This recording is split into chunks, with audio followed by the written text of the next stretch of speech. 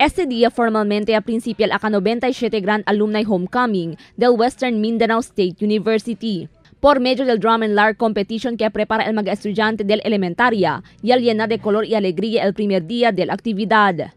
Según con el presidente del Alumni Association del WIMSU, General Ramon Ochotorena, más subido el número del mga alumni este año. Compared to last year, this is a bigger, this is a bigger group. For the projects, it will be a continuing one because we have already started this.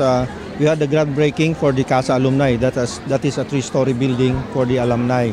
So we will be continuing it if given the chance to continue with the Alumni Association. We will be going into the actual construction already of the building. Tema este año, Amor otra vez un deseo, recuerdos, memorias y alegría. Según con el presidente del WIMSU, Dr. Mila Belho, manera esta actividad para darle mira que unido el todo alumni como producto del universidad. This is really a manifestation that they believe that we are really one big family.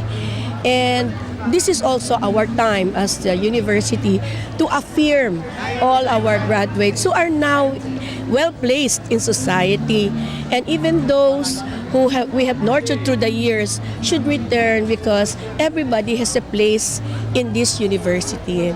Por medio de diferentes actividades del universidad, tamanda esta experiencia con el Festival Mood con todo mga visita. Anoche, ya conducí el 2016 Miss WIMSU Alumni Coronation Night, onde gana si Miss Edmarie Francisco desde la College of Forestry and Environmental Studies. Crystal Almonía, Dateline Zamboanga.